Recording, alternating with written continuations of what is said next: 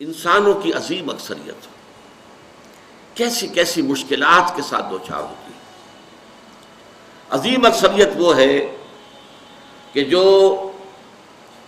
کمر توڑ دینے والی مشقت کرنے کے باوجود 2 وقت پیٹ بھر کر کھانا نہیں کھا سکتے، جن کے بچوں کو علاج کی سہولت میسر نہیں، مشقت، محنت، تکلیف، نہ صرف محنت و مشقت، محنت و مشقت کے اعتبار سے تو ہم یہ کہہ سکتے ہیں کہ انسان بھی لدو اونٹ کے مانند ہے یا کولو کے بیل کے مانند ہے، لیکن حیوان اور انسان میں اس اعتبار سے بڑا فرق ہے۔ انسان میں احساسات، رنج، غم، صدمہ،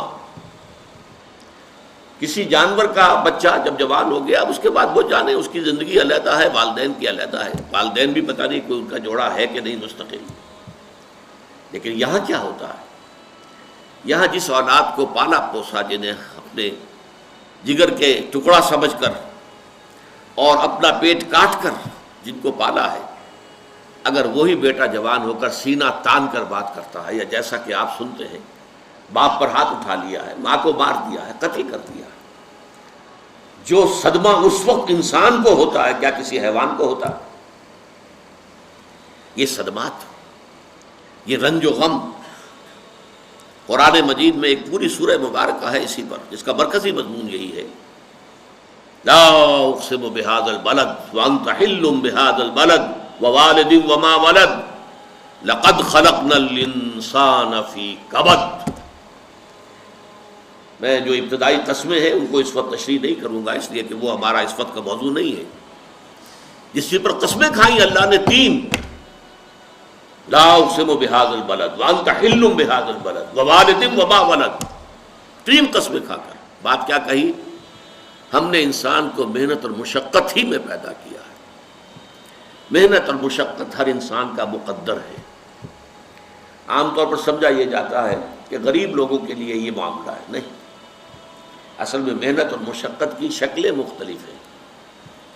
کوئی شخص دفتر میں بیٹھا ہوا مشقت کر رہا ہے، کسی کی ذہنی مشقت زیادہ ہے، کسی کی جسمانی مشقت زیادہ ہے۔ یہ جسمانی مشقت والا جو ہے تھک ہار کر رات کو سوتا ہے تو صبح کی خبر لائے گا، وہ پوری طرح ٹانگیں پھیلا کر سوتا ہے۔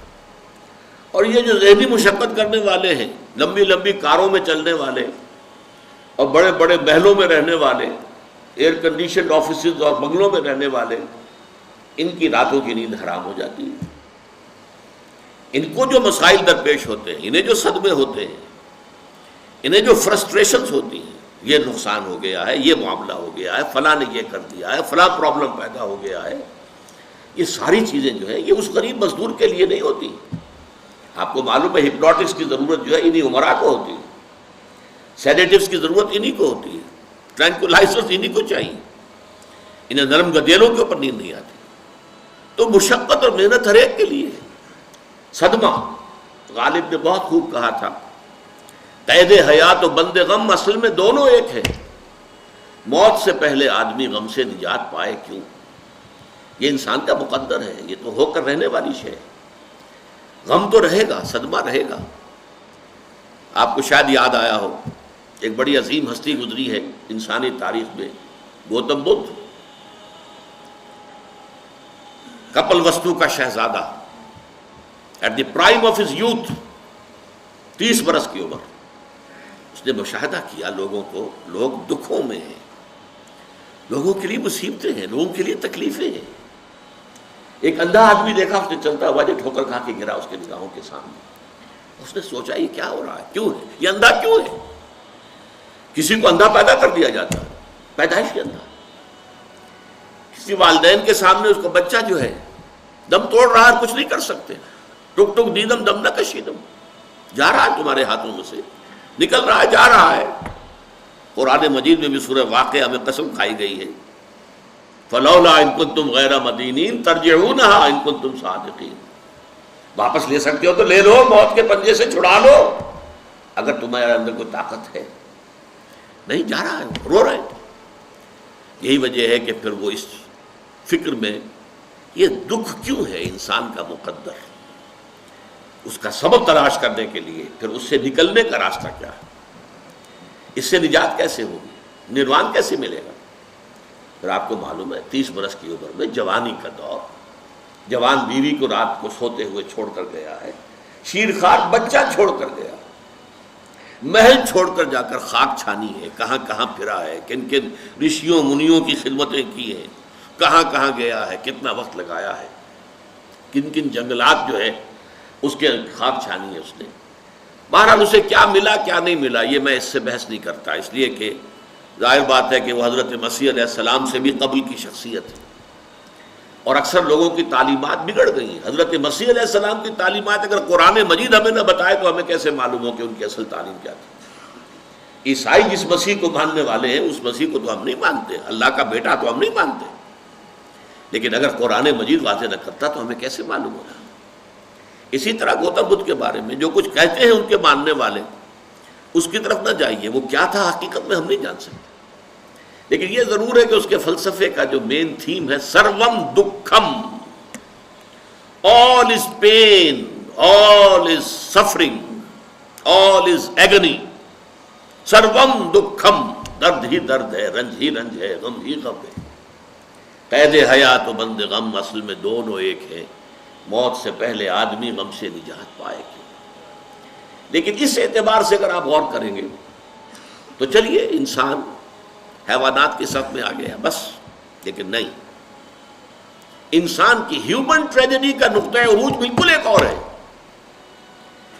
مرنے کے بعد پھر اٹھایا جائے گا، پھر جواب طلبی ہوگی، کیا کرتے رہے زندگی بھر؟ تم نے حقیقت کو پہچاننے کی کوشش کی؟ تم نے حق پر چلنے کی کوشش کی؟ یا تم نے ظلم کیے، زیادتیاں کی، ناانصافیاں کی؟ آؤ حساب دو۔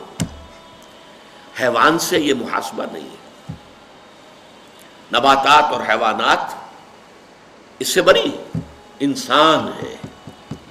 اس پر بھی ایک سورت ہے قرآن مجید کی، سورۃ الانشقاق، یا ایھا الانسان انک کادح الی ربک کدحا فملاقیہ، اے انسان تیرا معاملہ یہ ہے تو مشقت پر مشقت جھیل کر، تکلیفیں پر تکلیفیں برداشت کر کے پھر ایک دن اپنے پروردگار کے حضور میں حاضر ہوگا جواب دہی کے لیے۔ ثم لتحسبن بما تعملون، حضور کی ایک خطبے میں جو الفاظ آتے ہیں، واللہ لتموتن کما تنامون، خدا کی قسم تم سب مرو گے جیسے کہ ہر روز شام کو سو جاتے ہو، رات کو سو جاتے ہو۔ یہ نیند بھی موت کی بہن ہے۔ ثم لتبعثن کما تستيقظون، لیکن پھر جیسے روزانہ صبح بیدار ہوتے ہو ایسے ہی ایک صبح قیامت آئے گی کہ سب اٹھا لیے جاؤ۔ ثم لتحسبن بما تعملون، پھر تمہارا محاسبہ ہوگا، that grand accountability، وہ مسئولیت عظیم، پوری زندگی کا حساب، چھوٹی سی چھوٹی باتیں۔